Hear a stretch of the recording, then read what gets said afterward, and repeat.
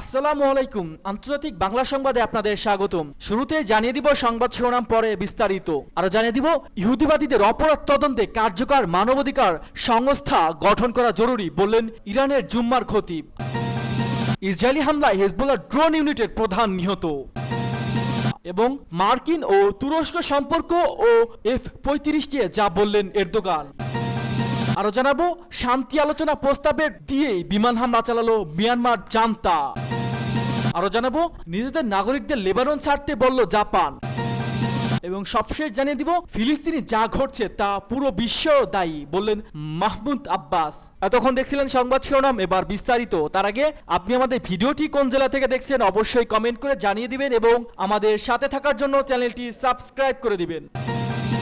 ইহুদিবাদীদের অপরাধ তদন্তে কার্যকর মানবাধিকার সংগঠন করা জরুরি বললেন তেহরানের ইমামের খতিব। পারস্টুরের তেহরানের জুম্মার খতিব বলছেন গাজা সহ ফিলিস্তিনি অন্যান্য অঞ্চলে ইহুদিবাদী ইসরায়েলের অপরাধ তদন্তের জন্য একটি বাস্তব ও কার্যকর মানবাধিকার সংস্থা গঠন করা জরুরি। পারস্টুরে আরো জানিয়েছে তেহরানের জুম্মার খতিব আয়তুল্লাহ সাইদ আহমদ খতিব। আরো বলেছেন 1 বছর ধরে ইহুদিবাদীরা বিশ্ববাসীর চোখের সামনে গণহত্যা চালিয়ে যাচ্ছে। গাজায় 41,000-এরও বেশি ফিলিস্তিনিকে তারা শহীদ করেছে, অথচ আন্তর্জাতিক মানবাধিকার সংস্থাগুলো নিন্দা জানিয়ে এক বিবৃতিতে পর্যন্ত দেয়নি। তাই বিশ্ব মানবতার উচিত একটি সত্যিকারের মানবাধিকার সংস্থা নিয়ে চিন্তা করা। তারা বিভিন্ন সরকারের সংগঠন, জনগণের সংগঠন নয় বলে মন্তব্য করেন বিশিষ্ট এই আলেম। খতিব আরো বলেন গাজা ও লেবাননের ইহুদিবাদীদের অপরাধের সাথে অনেকেই জড়িত।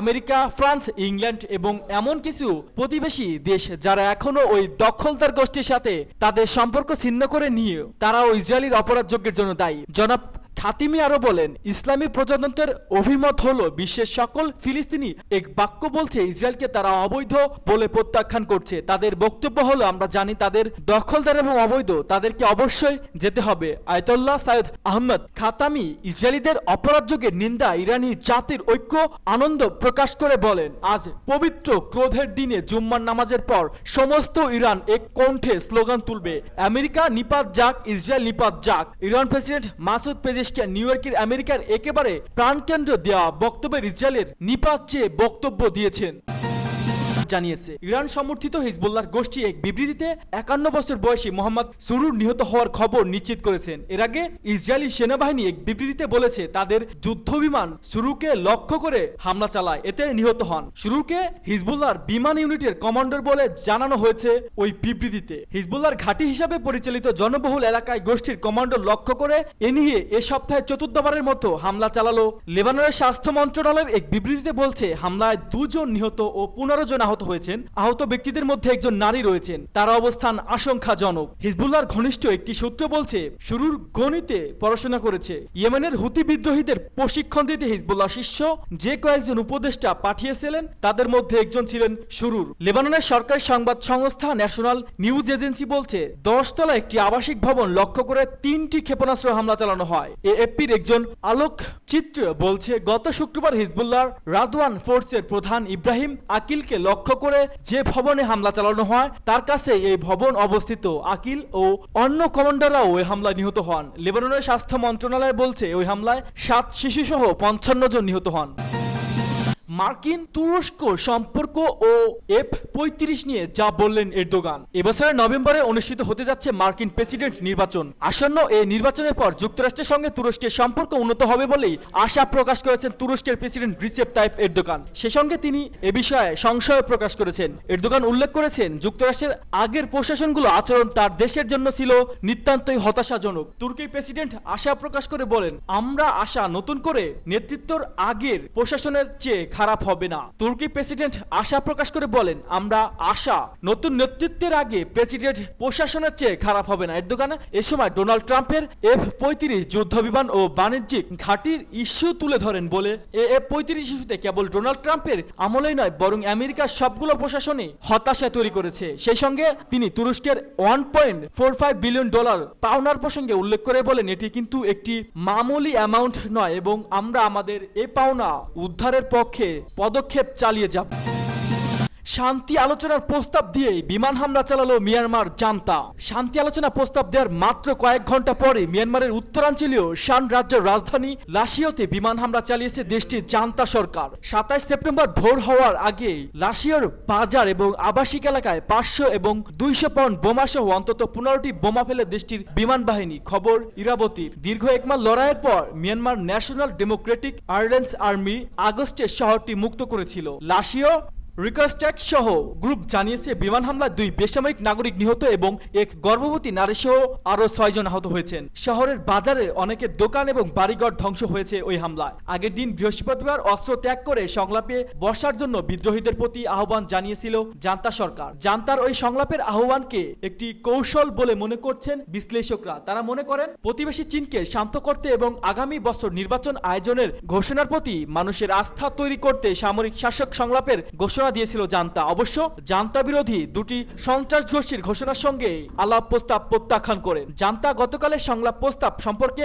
ইন্টারন্যাশনাল ক্রাইসিস গ্রুপের রিচার্ড হার্সি বলেন, সামরিক অভ্যুত্থানের পর জান্তার এই প্রথম কোনো সংলাপের প্রস্তাব। এর আগ পর্যন্ত তারা সংলাপের কোনো আগ্রহ দেখায়নি। কিন্তু দীর্ঘদিন থেকে জান্তা প্রধান মিন আং হালাই বিদ্রোহী গোষ্ঠীগুলোকে ধ্বংস করার কথা বলছে বলে উল্লেখ করেন রিডার্স হার্সি। 2021 সালে ফেব্রুয়ারি মাসে এক সামরিক অভ্যুত্থানের মাধ্যমে ক্ষমতা দখল করে মিয়ানমার সেনাবাহিনী। এর পরপরই জান্তা সামরিক শাসন বিরুদ্ধে দেশটির সশস্ত্র সংগ্রাম শুরু হয়। গত বছরের অক্টোবরের মাস থেকে জান্তা বিরোধী বিদ্রোহীরা দেশটির কয়েকটি রাজ্যে বড় ধরনের অভিযান শুরু করে। গত অক্টোবর থেকে বিদ্রোহীদের ব্যাপক হামলা দিশেহারা হয়ে পড়ে জান্তা সরকার। দেশটির সংখ্যালঘু বিভিন্ন নৃতাত্ত্বিক গোষ্ঠী ও গণপন্থী পিপলস ডিফেন্স ফোর্সের পিডিএফ এসব হামলার নেতৃত্ব দিচ্ছে। চলতি মাসে জান্তা মূলক মুক্ত অঞ্চলে প্রায় 40টি বিমান হামলা চালিয়েছে বিমান বাহিনী। এতে অন্তত 15 শিশু সহ 180 জন নিহত হয়েছেন।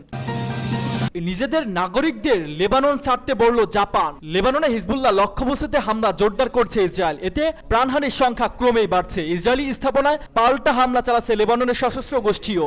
এমন পরিস্থিতিতে বিশ্বের বিভিন্ন দেশই নিজেদের নাগরিকদের লেবানন ছাড়ার আহ্বান জানিয়েছে। এবার সে তালিকায় যুক্ত হয়েছে জাপানও। জাপানের প্রধানমন্ত্রী পরিষদ সচিব ইয়োশিমাসা হায়াশি জানিয়েছে, লেবাননের বসবাস করা জাপানি নাগরিকদের নিরাপত্তা বিষয়ে আমরা যাচাই করেছি, পাশাপাশি নাগরিকদের দেশটি ছাড়ার আহ্বান জানাচ্ছি। তাছাড়া জাপানের গণমাধ্যমের খবরে বলা হয়েছে, জর্ডানের একটি সামরিক প্লেন পাঠানোর পরিকল্পনা করছে জাপান সরকার। সেখান থেকে লেবাননে আটকে পড়াদের নিয়ে আসা হবে। এর আগে বিশ্বের অসংখ্য দেশ নিজেদের নাগরিকদের লেবাননে সফরে ব্যাপারে সতর্ক করে ও দেশটি ছাড়ার আহ্বান জানায়, যার মধ্যে অন্যতম হলো ইতালি, বেলজিয়াম, যুক্তরাষ্ট্র, যুক্তরাজ্য, রাশিয়া, ভারত, অস্ট্রেলিয়া ও মালয়েশিয়া। এদিকে ইসরায়েলের ধারাবাহিক হামলায় বিধ্বস্ত লেবানন গত 24 ঘন্টায় নিহতের সংখ্যা বেড়ে দাঁড়িয়েছে 92 জনে, আর মোট প্রাণহানির সংখ্যা 700 জন ছাড়িয়েছে। যুক্তরাষ্ট্র, ইউরোপীয় ইউনিয়ন, আরবে কয়েকটি দেশ যুদ্ধবিরতির আহ্বান জানালেও তা কানে নিচ্ছে না নেতাদেহ। উল্টো সর্বোচ্চ শক্তি দিয়ে হামলা চালানোর নির্দেশ দিয়েছে তিনি। ফিলিস্তিনে যা ঘটছে তার জন্য পুরো বিশ্ব দায়ী বললেন মাসুদ আব্বাস। গাজা ও পশ্চিম তীরে যা চলছে তার জন্য পুরো বিশ্বকে দায়ী বলে মন্তব্য করেছেন ফিলিস্তিনি প্রেসিডেন্ট মাসুদ আব্বাস। 26 সেপ্টেম্বর জাতিসংঘের সাধারণ পরিবেশ অধিবেশনে দেওয়া ভাষণে এই অভিযোগ করেন তিনি। ভাষণে মাহমুদ আব্বাস বলেন, এই পাগলামি আরো চলতে পারে। আমাদের জনগণের যা ঘটছে তার জন্য গোটা বিশ্ব দায়ী। আমি আপনাদের কাছে অনুরোধ করছি, আল্লাহর নামে আমি বলছি, এই অপরাধ বন্ধ করুন, এখনই বন্ধ করুন। শিশু ও নারীদের হত্যা বন্ধ করুন।